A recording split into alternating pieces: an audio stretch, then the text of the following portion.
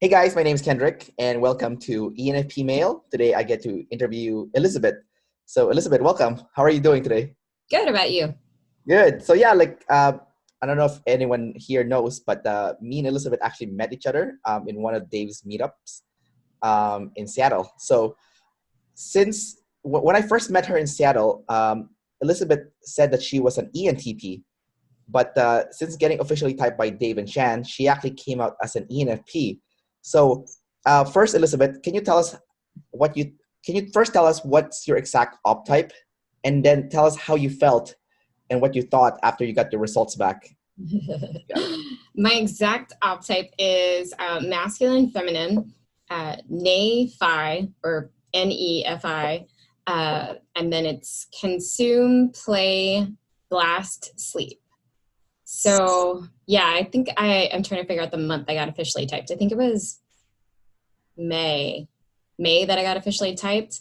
Yeah, everybody asked about how I was processing it or dealing with getting my type, but when I went to the meetup in Seattle, they had already kind of dropped the bomb on me then because I was interacting with them a lot, and they kept making statements about, I see some masculine phi, and I'm like, wait a minute, I'm an ENTP, there's no phi in my stack, like what are they talking about? So I had already, even though I'm sleep last, I'd already sleep processed the hell out of that. So I already had my little freak out, this can't be true, back in January after I met them. So by the time May rolled around and they actually give me the results saying, yeah, I do have masculine phi, I was like, yeah, that makes sense.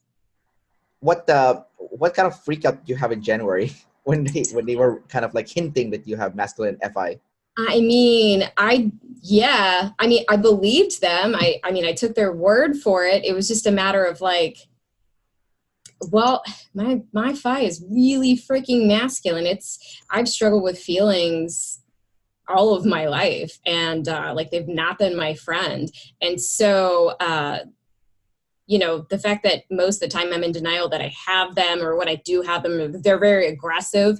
I just never knew that masculine feeling looked like that, so I just thought that's got to be a demon, or something. It can't possibly be a savior. Right. So yeah, it took a bit to process, but once I did, once I observed myself and really took into account that people that have phi, they don't struggle with knowing what they like, and I've definitely never struggled with knowing what I like, what I don't like. You could do a 1,000 flashcards of random things. I could tell you immediately what I think. So yeah, it's accurate. It's spot on. And masculine phi is not an easy savior to have, for sure. And why did you think you were an ENTP before? I have double activated TE. So I think that my TE just, especially because it's extroverted, right? It just stood out. It was just in my face all the time. And, my play energy is NET, and play is second in my animals. So it's what I could see. It was very evident to me, in your face. And like I said, double activated. So it was just very obvious, and the phi, not so much. But you said that ever since you got officially typed and they told you back in January that, you definitely have masculine FI and you use it a lot. How has your life changed in any way since knowing that, or is it just same thing, you're just more aware of it now?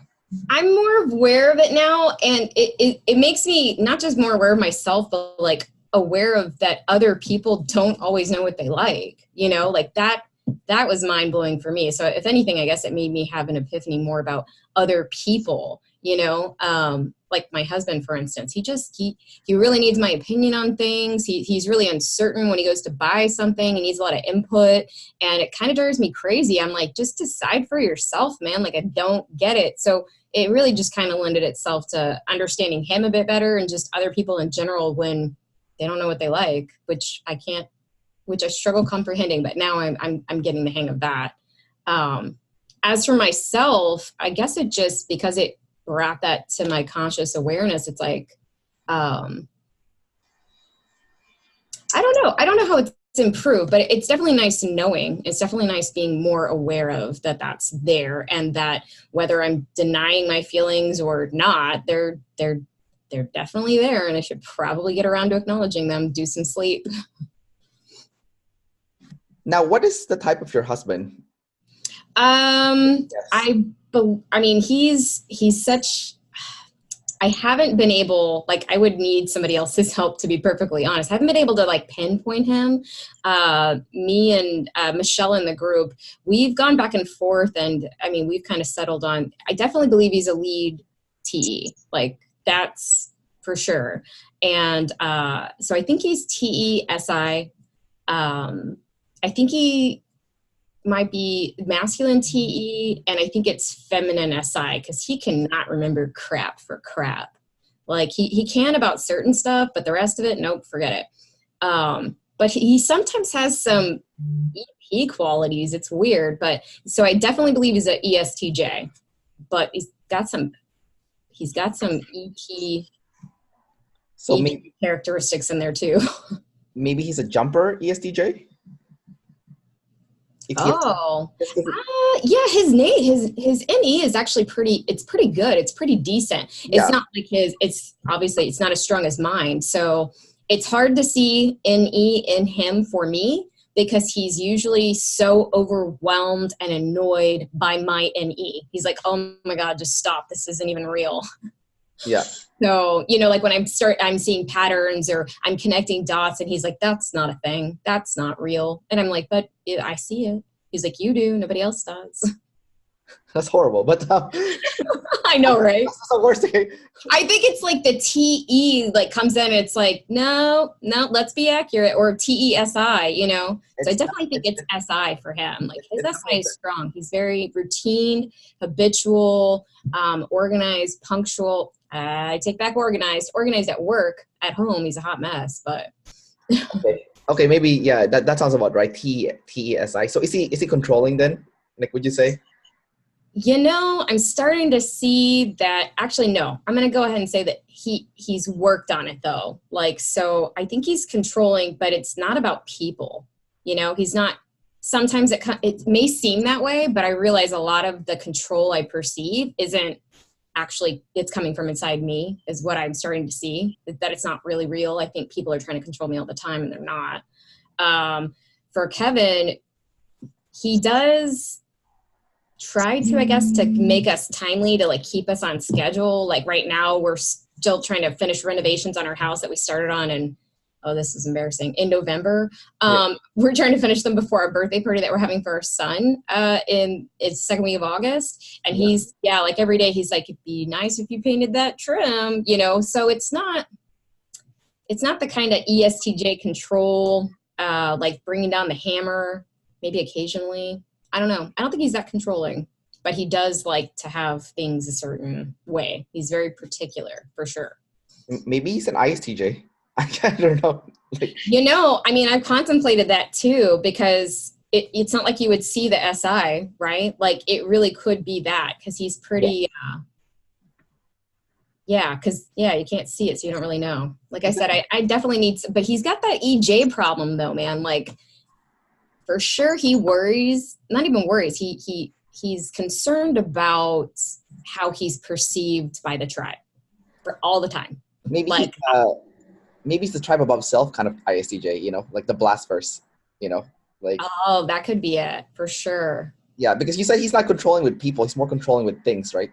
And if the people need to be controlled to get the things controlled, then sure. But yeah, because if things is the focus, then that's like a double decider kind of thing, right? Because if the tribe was the number one problem, then definitely he would be an EJ, but. It sounds like he's an IJ-EJ then, in like how you're describing. And he's decent at double deciding, but I think a lot of the progress he's made in that area is because I'd say I'm really good at double deciding, just because it's an area I've had to work on, and so that's kind of rubbed off on him, because he wasn't always that great at it. But so I would have to say, I think he's got some double deciding. Yeah, you're right. Probably not lead TE then, but man, that TE really hits you in the face when you talk to him. Yeah, but like, you also said like, it sounds like he learned it pretty quickly. Like once you brought it up to him, it's like, Mhm. oh, yeah, okay, now I see what you're saying in that regard when it comes to people, right? So it seems like That would make sense why sometimes he can't follow my patterns, though. Like if he's lead SI, then NE would be a demon. yeah, because then you're like, he's like, no, your pattern, they're not real, But then Yeah. when it comes to people, when you kind of just mentioned how you kind of explain, oh yeah, there's this is their perspective, this is my perspective. He got it right away. So it's like, okay, he seems like he learned the middle stuff, no problem. Like Mm-hmm. even though he was tribe above self, he eventually learned the self stuff eventually. So it seems Mm-hmm. like his biggest problem was actually like intuition, like Yeah, but sometimes he can, I don't know, like it probably is a demon for him for sure because he can't see things. Like it has to be real in his face for him to be like, this is real. yeah. But sometimes he busts out his NE and he uses it, and I'm like, wow, that he can use it like properly. Like he can build, like he built me this crazy elaborate trellis right in the backyard for my hummingbird garden, and it was so like intricate and beautiful, and I'm like, how the hell did you think this up? Like I gave him some ideas and he took it from there and added his own. So I don't know, sometimes he's like, he impresses me with his ability to use any, like I know that's not like he cannot spot patterns, fuck the patterns, but he can be very creative. He has this very creative. So, well, because you said that he has feminine SI, that would give him masculine NE, right? So even though it's its fourth, he would be aware of it, like Good point. like for you, for example, like you have masculine SI, right? So Yeah. yeah, you're terrible at it, but you know how to use it still, right? Like it's I'm not entirely terrible at it. I'm terrible at it in like in a time, anything to do with times. I'm not good at it. But like you're aware of it. My memory's there. Yeah, but I'm very aware of the whole, I'm Yes. aware that I'm not aware of time. Yeah, you're aware of it. Like you can use it on command, but it's not very good. But you can use it. But like it's like maybe for your husband, it's the same thing. Like he's aware of his NE, but he can't, it's not something that he would prefer to use at all. Like kind of like he would not prefer to use SI if given the opportunity. And I think too, for his NE to like really be like activated, it has to be like he has to play energy it. Like that's what I see to get his going. Or that's so that like works. Ideas kind of bust out ideas, and then he's like, oh yeah, then this. It's like giving it a little bit of. And also, I know also that ENFPs tend to date ISTJs. Like I've just never heard of like an ENFP dating like an ESTJ. Like it like doesn't happen. Oh yeah, you're probably right. Yeah. Because like I don't know, but like I have coworkers who are ENFP females, and I would see them dating ISTJ guys. Like I even have like lots of ISTJ friends. I know more ISTJs than anything else, so that actually makes total sense. Yeah. Like hanging out with ESTJ is kind of weird, like no offense, but like but like I love hanging out with ISTJs. I feel like they know stuff that I can't do. And then, they're so good in like the actual physical world, and they just know how to do all kinds of crap that I'm like, man, I don't know how to do that. You show me how to do that. Yeah, and I think our middle function with the ISTJ is the same, right? Like FI and TE, it's the same, right, in the middle. Yeah, so it'd just be like reverse, right? Yeah, so we can talk to them in that sense, and it's like, oh, okay, yeah, we get it. It's like I'm pretty damn compatible with IS. I'd like, I have a thing for them for sure. Yeah, like even friends, I'm like, yeah. Yeah, you married like, one. So. Like Laura Miller and her group, they were all like partnering people up for typing and stuff. I'm like, I call her, man. It's like I gravitate towards them. Yeah. So let's talk about your demons then. Let's talk about your SI demon. Like what was it like when you were younger versus to like now? Like did it cause a lot of problems in your life? Did you have a lot of like SI tidal waves with like either people trying to control you, or like shit is breaking, like physical things breaking, or you're losing things all the time, or you're bumping into shit all the time, like I've never been clumsy. And actually looking back to my childhood made it even more confusing to see my type, because as a kid, I was very like physically active. Like I was always doing something outside. So I was always riding my bike. I roller skated and rollerbladed like everywhere. I was addicted to roller skating, and I had to skip it. And then we had a basketball hoop outside. Like I was always playing sports and just being very physically active. So it, like when I look at it, it looks very like SE. So, but I mean, that was like the problem I can see, though, is that Fi totally played a factor in everything. If anything kind of screwed me over in childhood, it was my Fi. Like, I was always busy doing what I wanted to be doing, and I didn't really care about anything else. So that's what got me more. And I guess that could be side demon, too. Like, I wasn't ever thinking about, what does Elizabeth need to do today? It's like, no, what does Elizabeth want to do today? And then I'm going to go do it. My parents were very, very chill, like very relaxed parenting. So that stuff didn't hit me hardcore till I was in middle school and like started to fail classes and stuff. And then in high school, I like failed my whole freshman year because I missed too many days of school and I was just behind, and I was like, screw the sensory, like who cares? So yeah, that's when it hit me. I wouldn't say it was in childhood. It was definitely when I got a little bit older. So you probably needed like more controlling parents in your middle of your life. Oh my God, yes. I feel like they did not teach me how to properly like adult, like they didn't think about the future and how Elizabeth needs to like survive in the world. So I had to learn that on my own, and it sucked. Yeah. So like the first office job I ever had, totally got fired from it. I got fired from another office job like 2 years after that. So yeah. Why did you get fired? I'm pretty sure it was that whole doing what I want to be doing versus what I should be doing thing. And then in reality, though, too, another part that kind of played a role was I come across, from what I understand about other people, I come across as argumentative. I don't know. Are you? So I guess so. I guess that's how people perceive it. Like I want to everything is discussable in my mind. Everything's debatable. Right? Like, let's work through it and talk about it or whatever. And that's just, if it's not a, yes, I'll do that right away. Like, I guess people see it as argumentative. I don't know. Yeah, I would have to say probably so. Because you have to use play to process your internal world, right? So I think maybe that's why it comes across as argumentative, but you're not trying to argue with them. You're just trying to think out loud, you know? That's not how they see it. Yeah. So yeah. And yeah, I haven't always gotten along with everybody. So that too, right? Like in an opposite, like I've been at my company now for 9 years, and I don't work with a lot of women. Like I work with one woman, and she's the first woman, or it's only the second woman I've worked with since I've been there. Yeah. Maybe there was a third one temporarily, but anyways, like I primarily work with like men. And then prior to this job, I had been in the construction industry, and I just kind of noticed that the less women that there are in the office, the easier it is for me, because I guess, I don't know, maybe socially men are more inclined to debate. I don't know, if I'm in a group of women at work, it doesn't go well for me. Maybe it's not double activated TE. I don't know.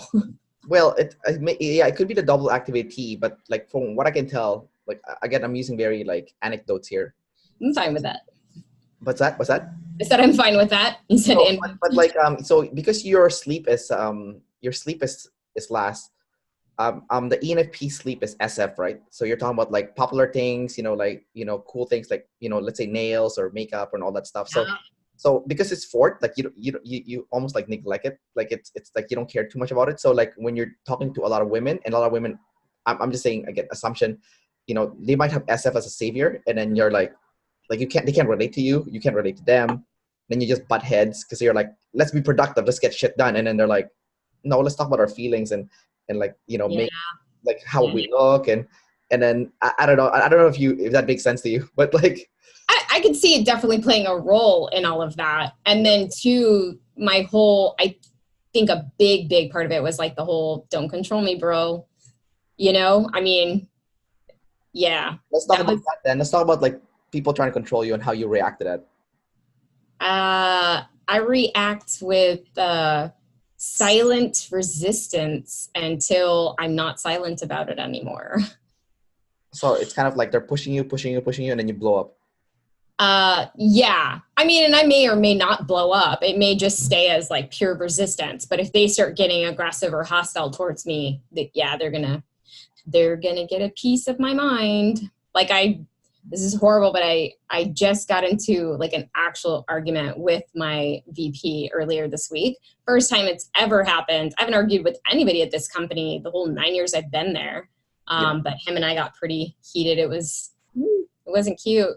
But we worked through it, at the end. But it was this he is trying to like lay down the gauntlet, establish rules, and get me to comply to them. And I have my own thoughts and feelings as to why his expectations are semi-unrealistic, right? I'm only part-time, so there's that. And I requested to go back full-time like 2 years ago, and they were like, no, let's just keep you at part-time until, business picks up, blah, blah, blah.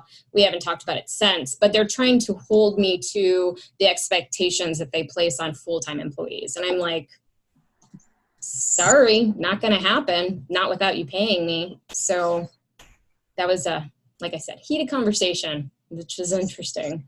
But so, yeah, I guess silent resistance prior to that conversation.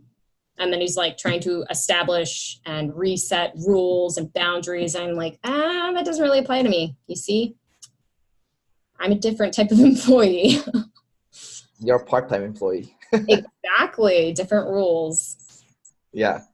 How do you feel about working in the same field for 9 years now? Does it drive you crazy, or do you feel is there a part of you that wish you were doing something else, or do you always feel Hell yes. Hell yes. I think a big part of why I stuck around is that it's a really good situation. It's a good setup I have. Part-time, the hours, I make decent pay. I get to work remotely. There's a lot of freedom there.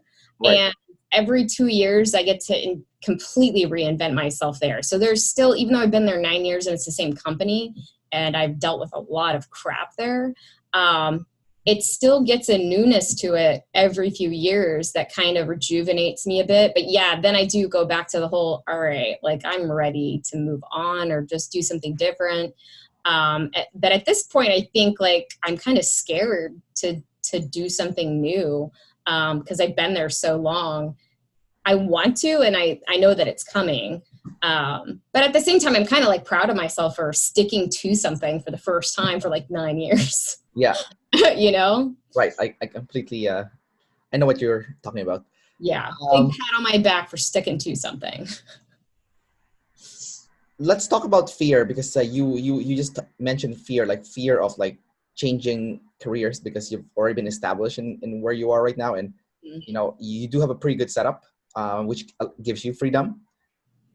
They said that double deciders, their biggest problem area in terms of emotion is fear, right? So double observers have a problem with pain that the tribe will cause them, while double deciders, for us specifically ENFPs, SI, it's the fear of the SI.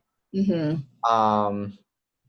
So I guess losing control, maybe, I don't know, but like, so how do you feel? What has been like some of the biggest fears that you've had in your life? Biggest fears. I mean,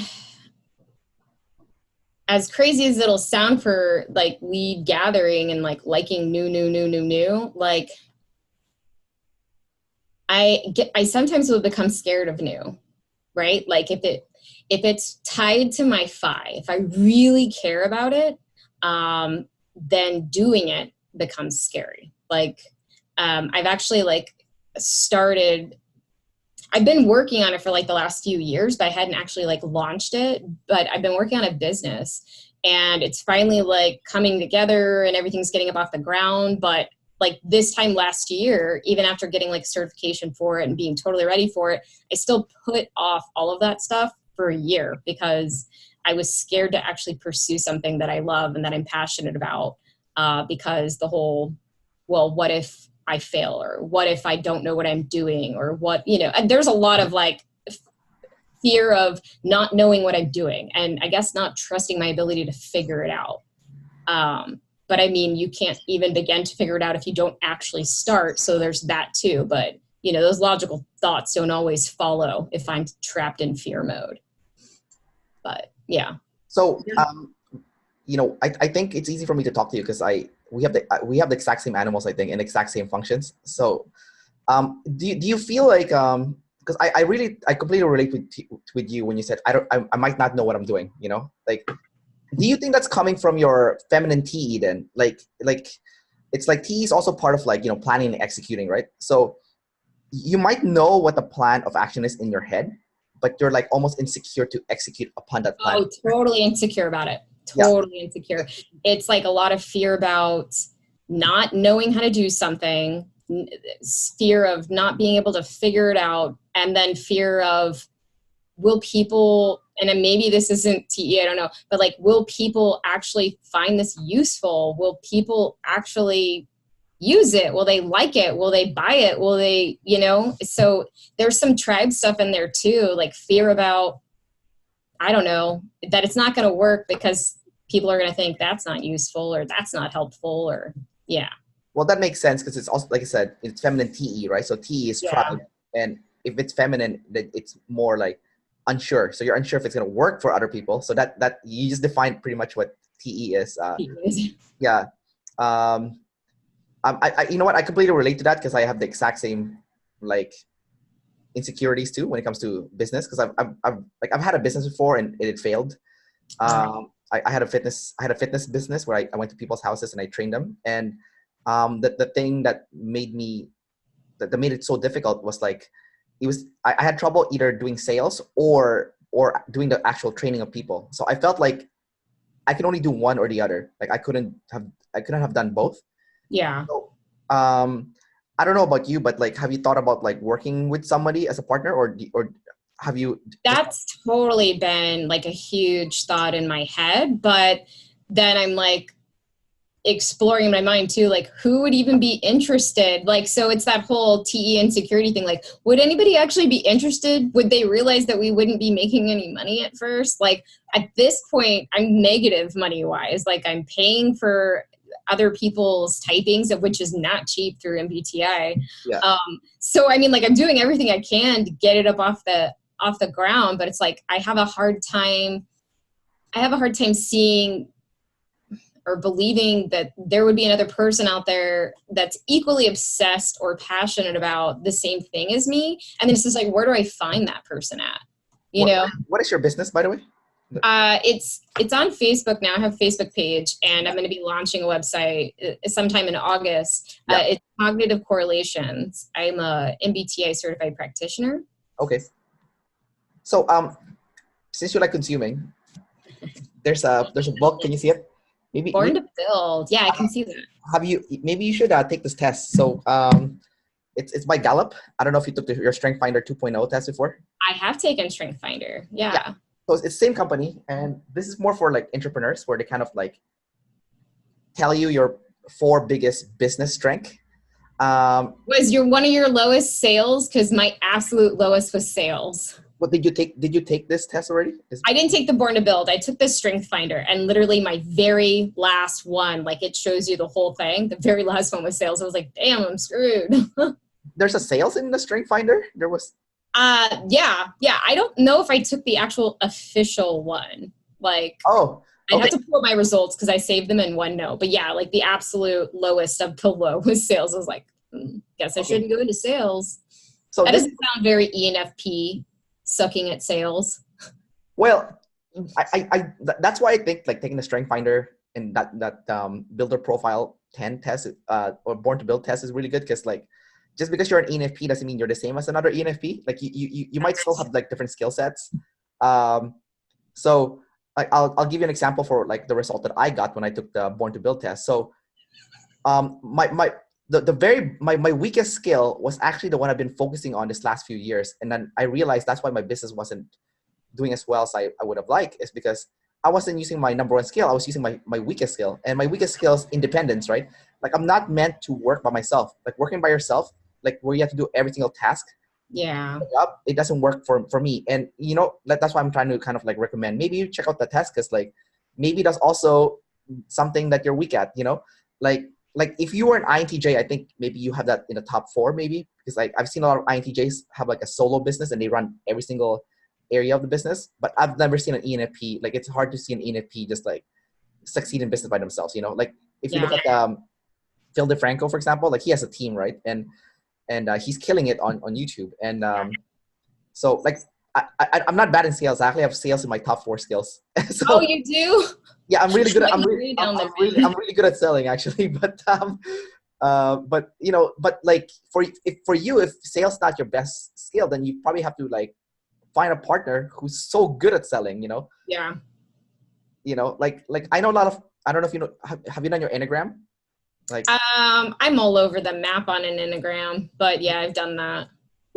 I'll give you an example. Like, well, one of my best friends, he's an ENFJ type 3, so extremely pretentious, lying scumbag, but I like him.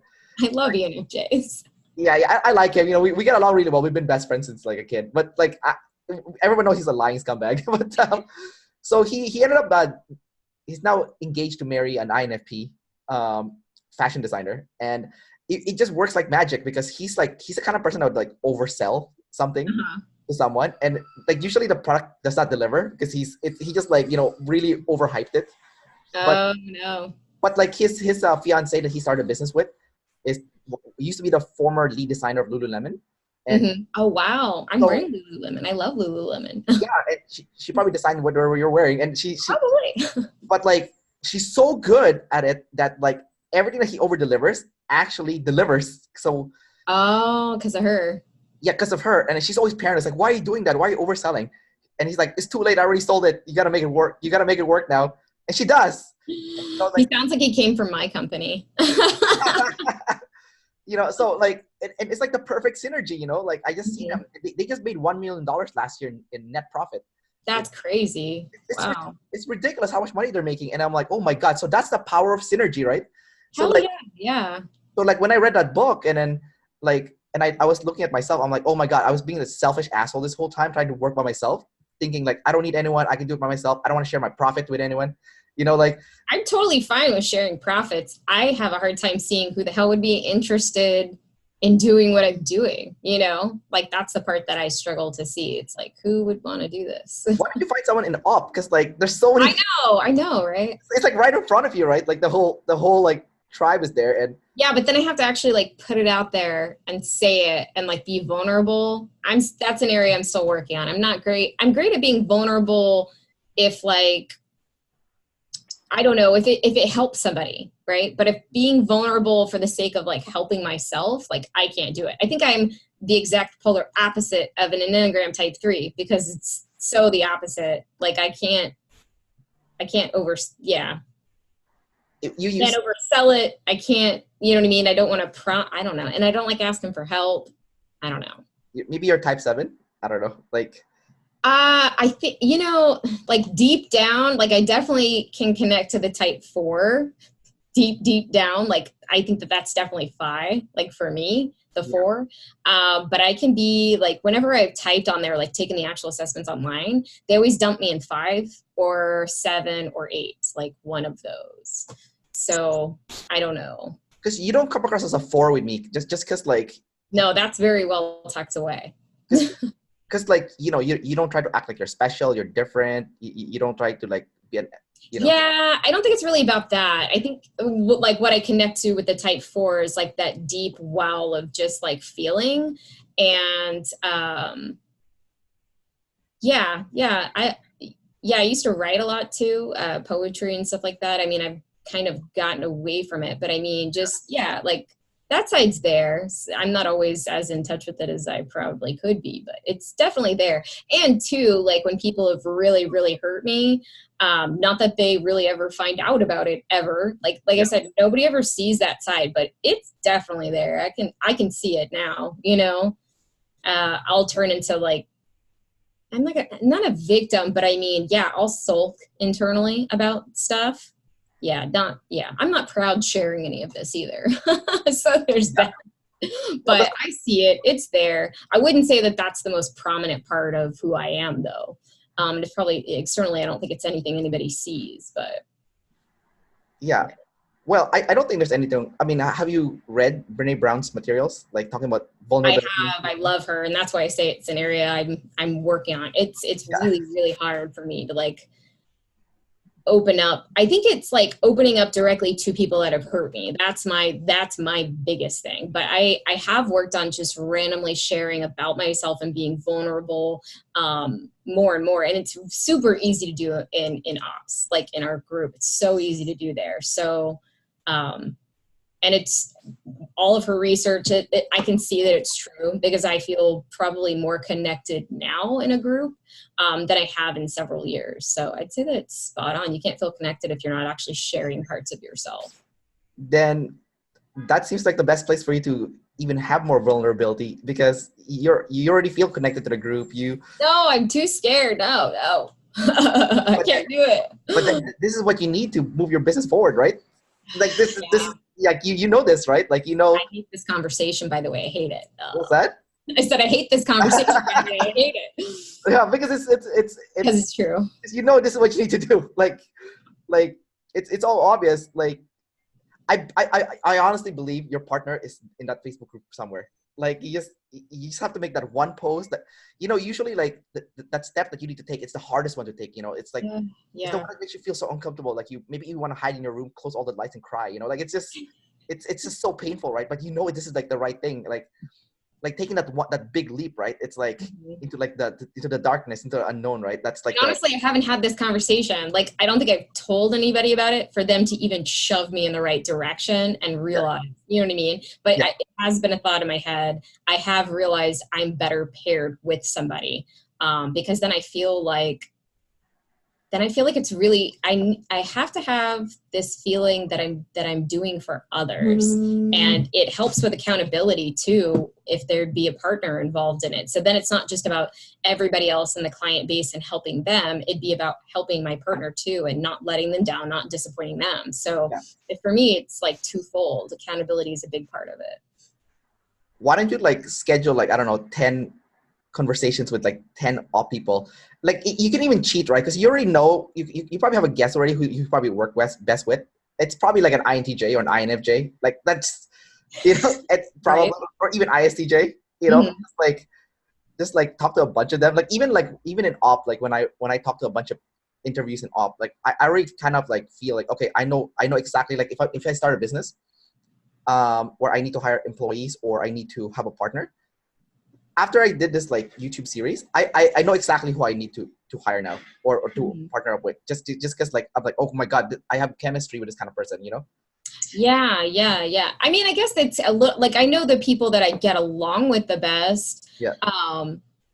Although like now that I'm thinking about it, it's like there's some EPs, you know, but it's just like that'd be a hot mess if it was like 2 EPs. Where, like you said, I need to partner with somebody that kind of would balance out my weaker areas, right? I don't know. I'd have to do videos with them to do the chemistry thing. Hold on a second. You said that you're bad at selling, right? So why can't the EP partner be the one that's good at selling? Because EPs are usually good at selling. You know what I mean? Like yeah. Why do I suck at it? yeah. I don't know why, but like the point is, it doesn't matter what the type is. I think like if they complement the skill that you're terrible at, so for you it's selling, and EPs are typically good at selling. You're like, maybe you're like the weird ENFP that's bad at selling. I'm the anomaly. You're the weird one, and maybe you're good at admin work for some weird reason. Like I am. Yeah, so you're the weird. Done. Yeah, you're the weird ENFP that's good at admin work and bad at selling, right? It's like backwards almost, but but it just means you can partner with an EP, you know, who is good at selling, and you'll do like the back end work, and then. That's kind of what I want to do. Like, I want to do the back end stuff. Yeah, for sure. That's even weird hearing that from you because you're like an EP, right? Like EP don't usually like doing the back end work. They prefer like the front end stuff.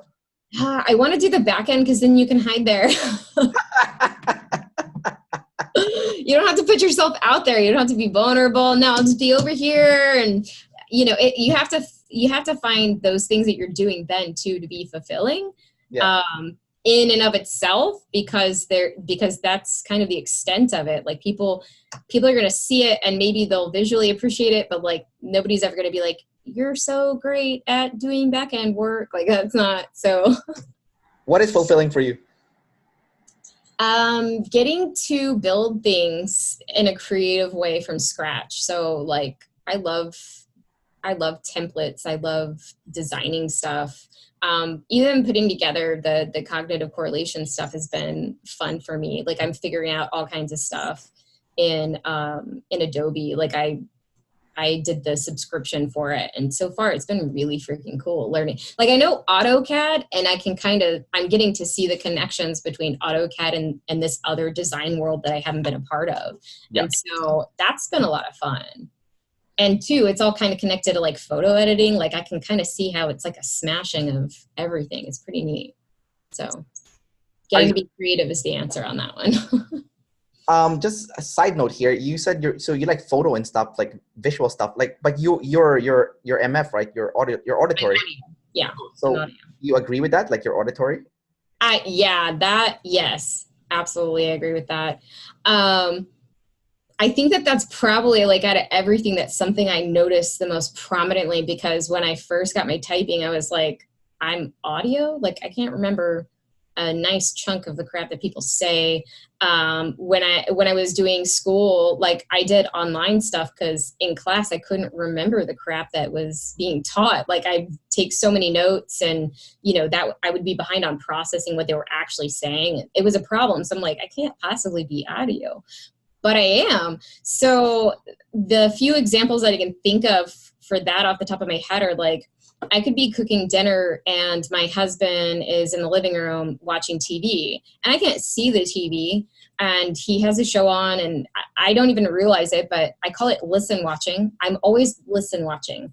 So we'll be, something funny will happen and we'll both start laughing. And he's like, oh, hey, do you know what's going on? I can always piece together what the hell's going on in my head, just from the audio. But there's some downsides to being audio too, which is like, he likes to watch TV before he goes to bed. I can't fall asleep with the TV on. I can't fall asleep because my brain I'll see it, like I'm piecing it all together. I don't have to be looking at it, but for my brain to just be captured by it and, and entertained by it, so it becomes a problem in that regard. I had other examples, but I'm like failing to remember them right now. But I mean, that's pretty prominent.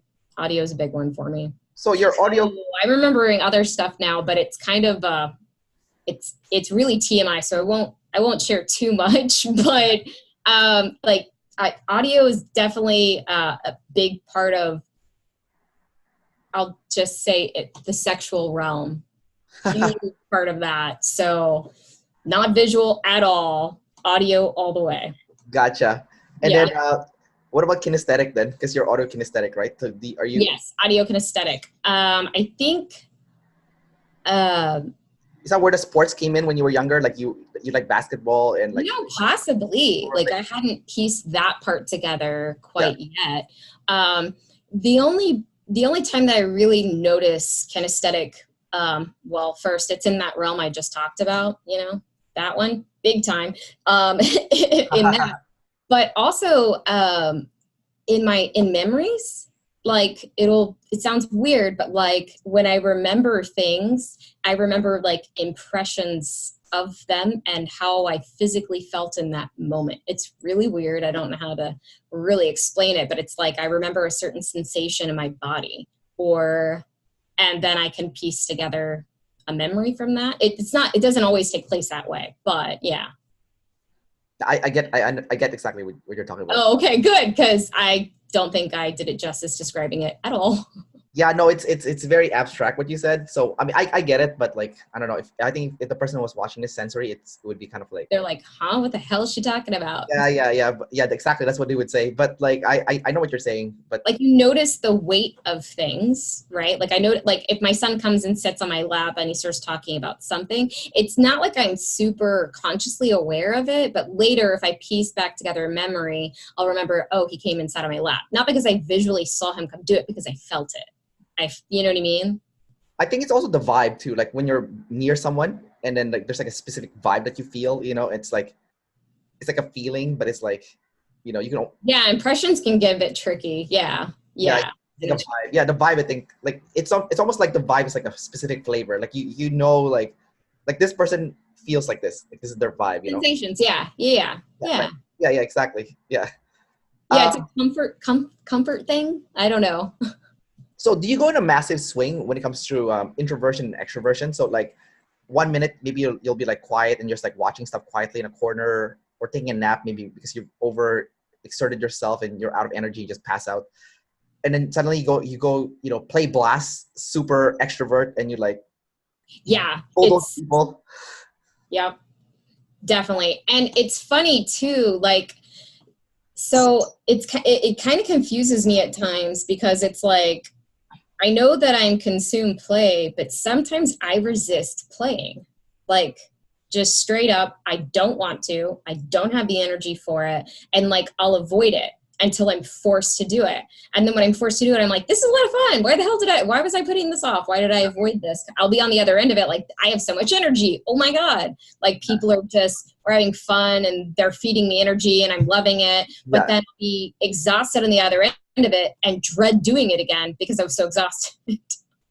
But yeah, big swings. It doesn't normally happen necessarily in one day, although I've seen it do it.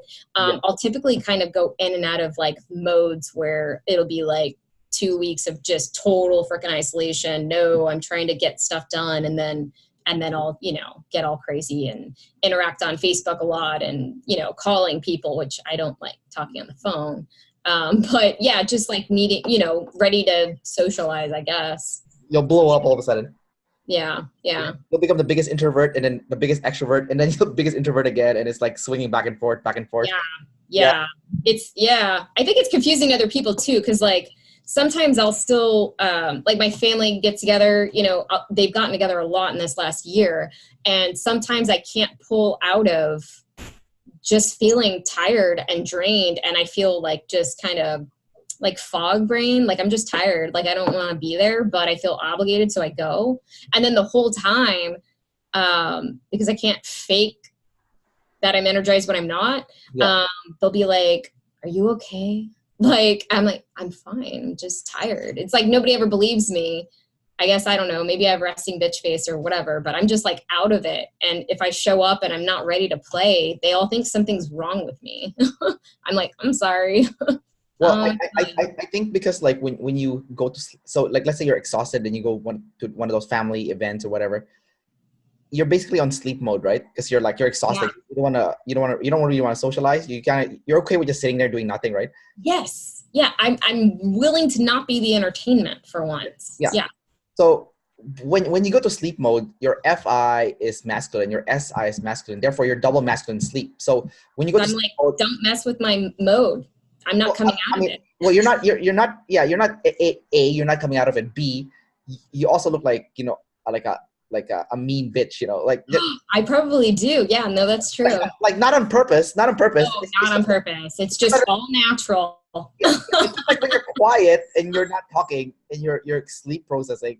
And I'm not expressive. Like my face shuts down. I'm not expressive. Like I'm typically very expressive and animated. And when I'm in that mode, I'm like, which is weird because it's like SF mode. You should be feeling things and in the sensory world. And like, you should totally be like, no, that's, You become like stone cold. Like I feel like robotic, not even robotic, but I just feel like slow, like so slow.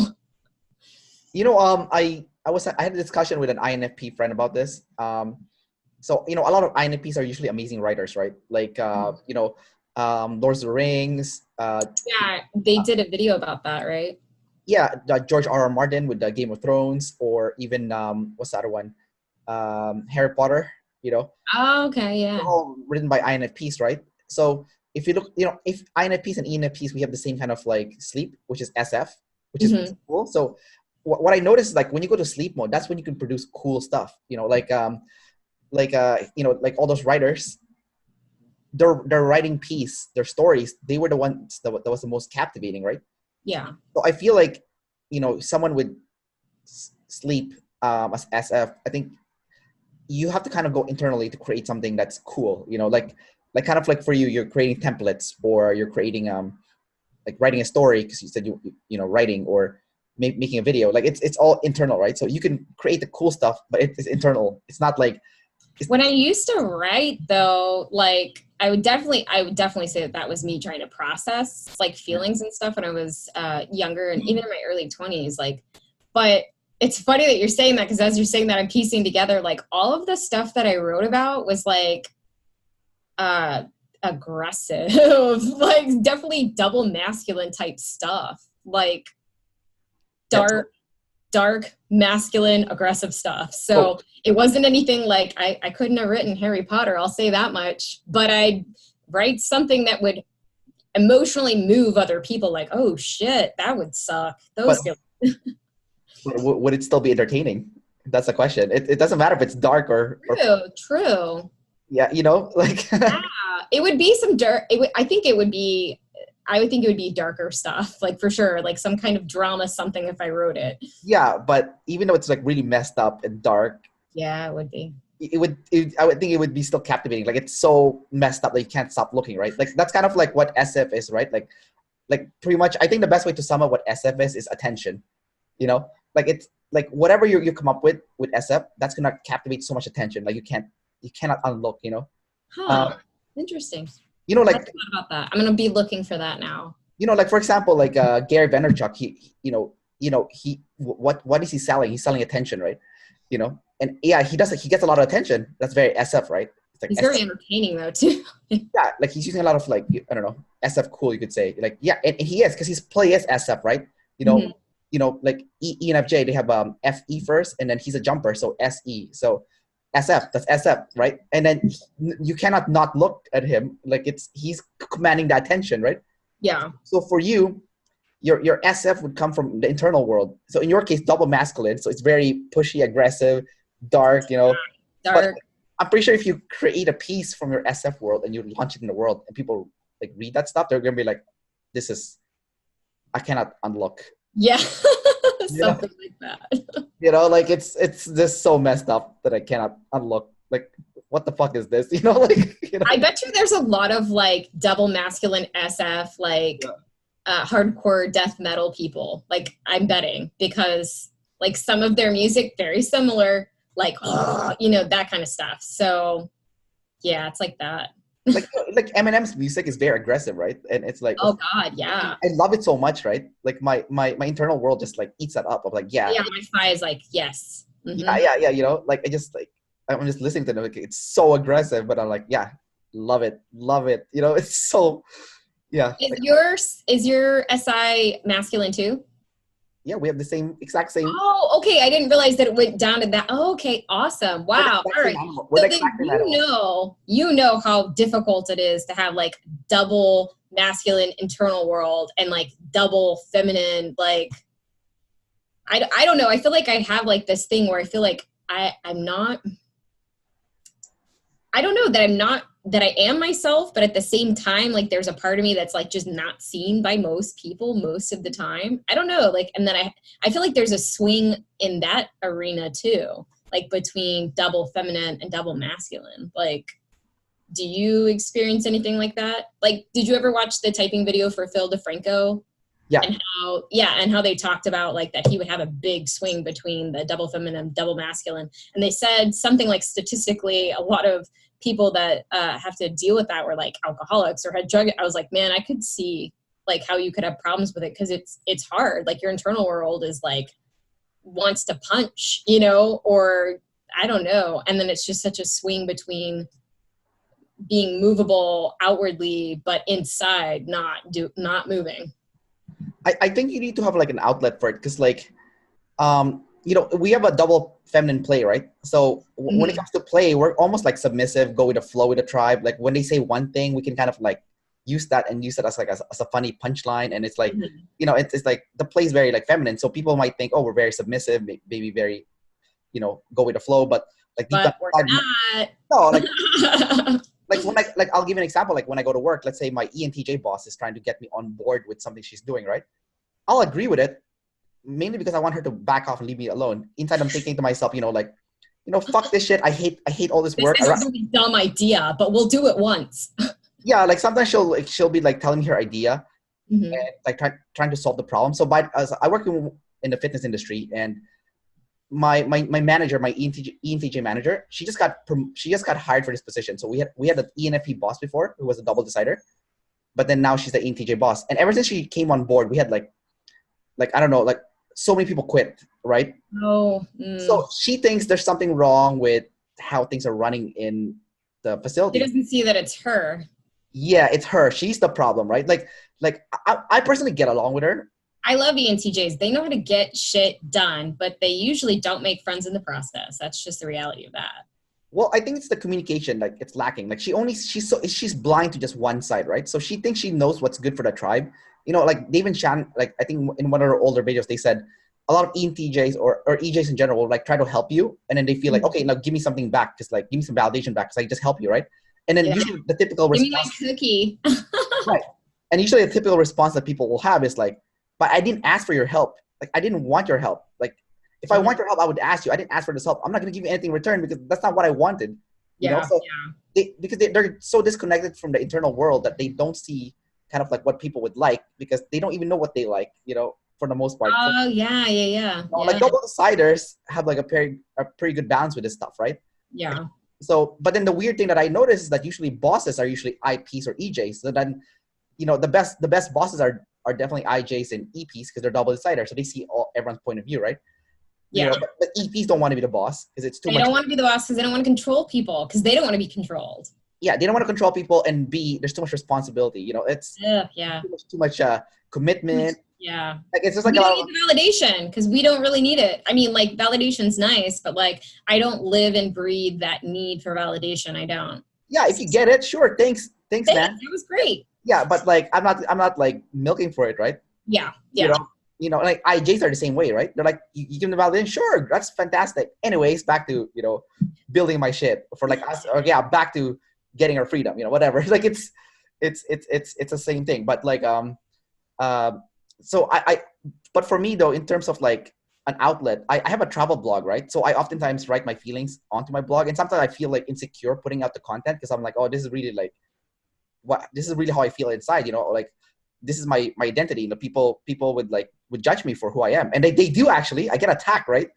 Like, see, that's when I would have an alias, which I've already kind of started developing an alias. Like, I've discovered this one blog called like Butterfly Rising, and I love, like, that's all she uses. You don't know her actual name, and I'm like, I love that idea.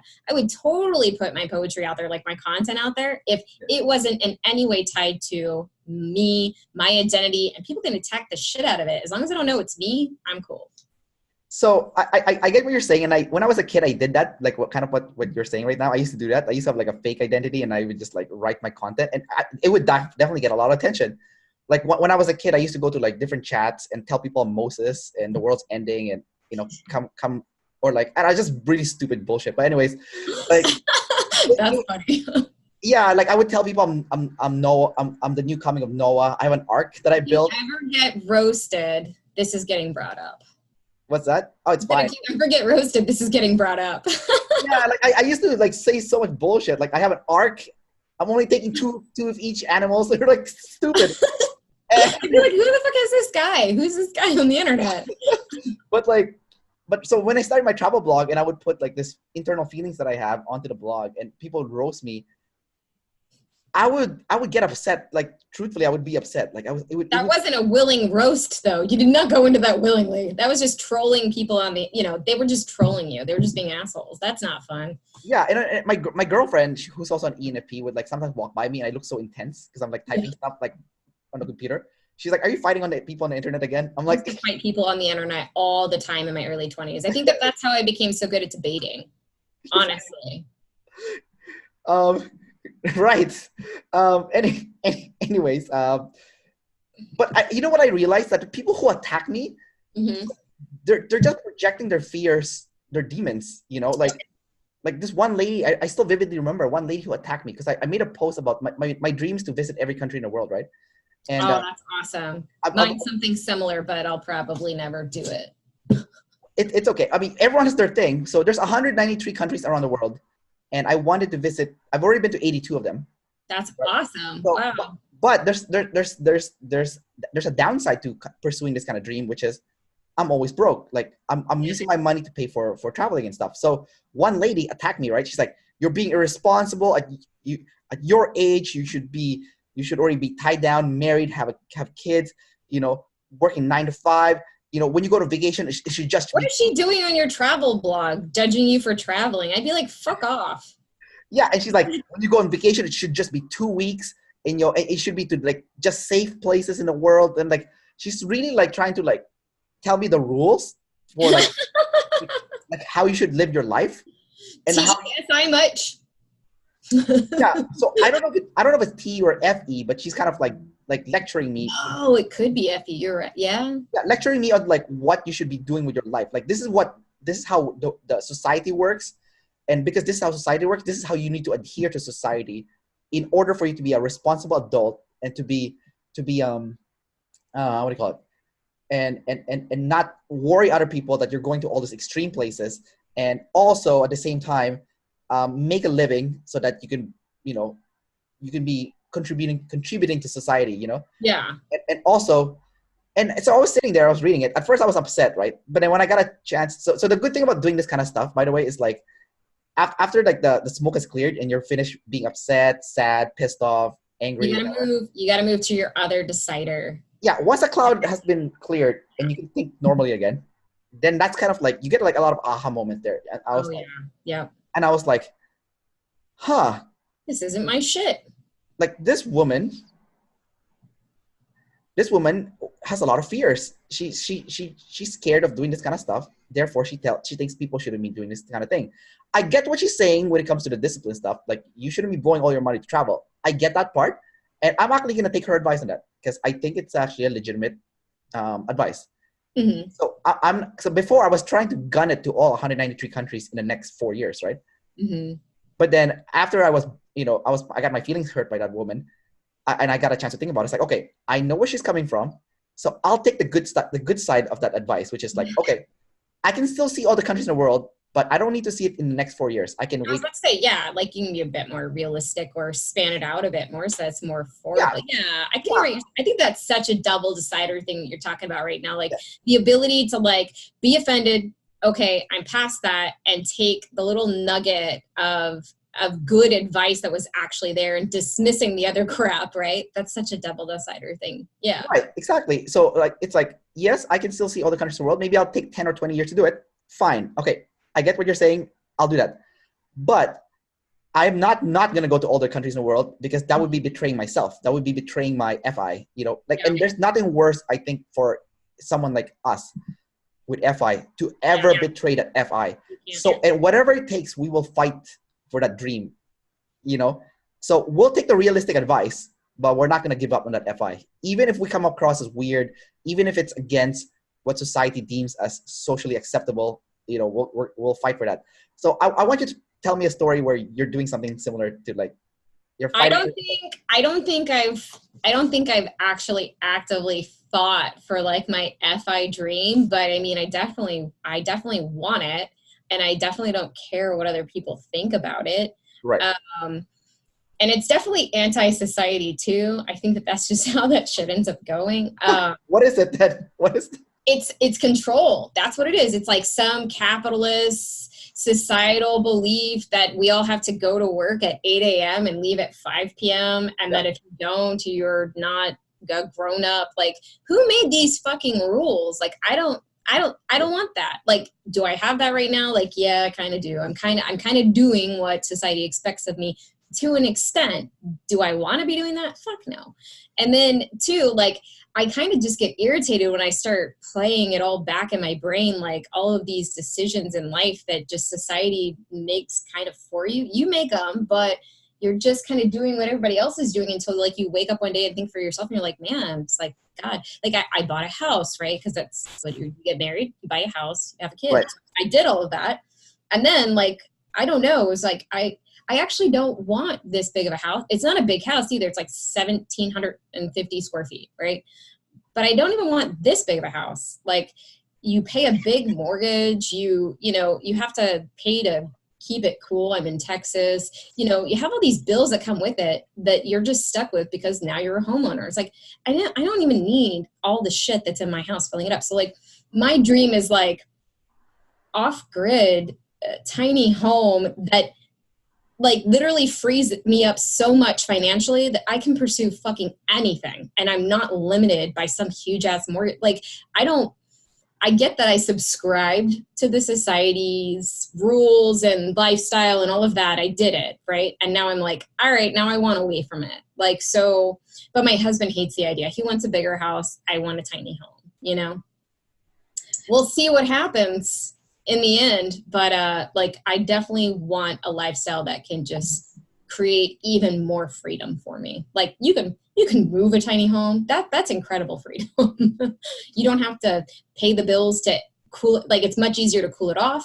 It's not a 30-year mortgage. You can get a decked out tiny home for like under 30K. That's how much a low end brand new vehicle is. Not even low end, but brand new vehicle, right? It's like, you're not going to be paying on that for forever. So I don't know. That's my dream. We'll see how far I make it to that. Now, how do you feel about like your husband having completely different dreams than you? Like, I mean, like, we both talk about it openly, like, and it's not really too much of an area of contention, because it's not like I had this dream when we bought this house and it's not like I caved and like, oh, okay, I guess we'll get the house. It wasn't like that. Like, I wasn't sleep last. I wasn't aware of this dream until I started really contemplating, what do I want my life to look like? How do I actually want to live? And spending so much time alone and working part-time has really kind of enabled me to see, like, I want less responsibilities. I want a less house to clean. I want less things to own. I want to be able to move when I want to. So, I mean, we just talk about it openly. And I think the fact that it developed later versus it being like this big, you know what I mean? Like, I don't know how far we would have made it if that's how I felt, after we got married. I don't know what would have happened with that. But I don't know. We openly talk about it like he hates the idea, but at the same time, he listens and he entertains it. You know what I mean? Because he wants freedom too. Now, I don't know how willing he is to move into a tiny home to achieve it, but he wants freedom too. But his goals are a little bit different. He just wants to make more money so he has more freedom. And I'm like, oh, I want less things. So your husband likes things. Loves things a lot. Yeah. Things matter. But I can talk, like, when I talk to him and we have conversations and I put how I feel and my values out there, and that when I paint the picture, right, and he can see very clearly the difference between him actually wanting something. I think his phi is a little bit lower. It's definitely lower in his stack, but he can be made aware of it. I'll be like, look, do you actually want that? Or is that like, I need this because, well, this is what society, and, he'll come around to seeing and having that conversation in his own head. Like, I don't really need that. And I do kind of want it, but, I don't have to have it. Whenever he starts becoming obsessed with more things, like, he's been gunning for a new house and he wants it big and he wants all this crap in it and he wants blah, blah, blah. And I'm like, but why? Because we don't entertain that much. Like, literally, we've had people over once in the last like year and a half. Like, we don't have people over. Who are you showing this to? Like, who do these things matter to? Granite countertops and all of this crap. Like, every day when you wake up and look at it, is that going to make you feel good? Is it for you? Or is it to project an image? Like, what are you doing it for? And he's like, yeah, I don't really need all that space. Yeah, we don't really need all these things. I'm like, we really don't. We don't.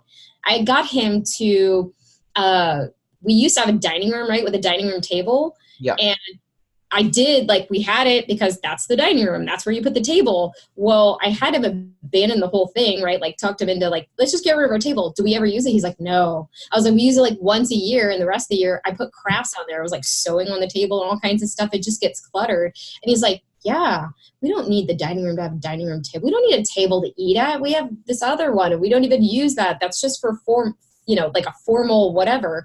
And I was like, exactly. So that turned into a playroom for our son. So, I mean, like, he'll let go of it if I get him to, like, logically separate society from, like, functionality. How does it actually function versus what does society want you to do? So you guys kind of balance each other out, like. A bit, yeah. Yeah. So Elizabeth, we're going to wrap up the interview pretty soon. My last question to you is, like, what kind of advice would you give to someone that is trying to get better at using their SI? Because you do have masculine SI and you're an EP that has it last, yet you seem to be, living in a world where it's not so bad. Like, your worst problem is, like, before the interview, your video wasn't working or your audio wasn't working. But yeah. If that's your biggest problem, that's not a huge SI problem, right? So what kind of advice can you give to someone who might be having trouble using their SI, as an EP? People using their SI. What stuff do you do that like Something I do, because so I'll say like the only way that I've really developed or gotten good at SI, I'm gonna think of it in terms of like organization or like sequential order of things, was to, well, first off, you have to practice, right? Second, go look at other existing systems. Like if that's something that somebody's trained to do, go like TE it out, right? Like what works for other people. Get on Pinterest, get on the internet, have a conversation with people, tell them, an area, say you're wanting to organize your house, right? Like go to YouTube, see how other people organize the exact same things that you're trying to organize, and start small on something, but, utilize the internet and other people and your play energy to figure out how are people doing it, and then make it work for you, or figure out what would work for everybody else. I've had to do that at work. And I'm not going to say it definitely takes me longer to SI organize things than it would somebody with lead SI, right? Because I don't have like one default way of doing it. I NE figure out a new system each time. But that's kind of what I do to kind of get through the confusing part, right? Of trying to figure out, okay, what's the best way to do this? And then everything just kind of flows after that. As far as discipline, I have no advice there. I develop habits. Develop habits. Discipline's work in progress. read the book Habit Stacking. That's been like probably the best habit advice book. And there's another one, the Power of Habit. That was pretty good. It was hard to get through that one, but I created a habit of audio listening to it on the drive home, and I actually finished it. So there you go. Make sure you're consuming. Right. See, I think consume helps me, I guess, then. I don't know. All right. Thanks a lot, Elizabeth. And I'll say goodbye to everyone. And, great chatting with you today. And here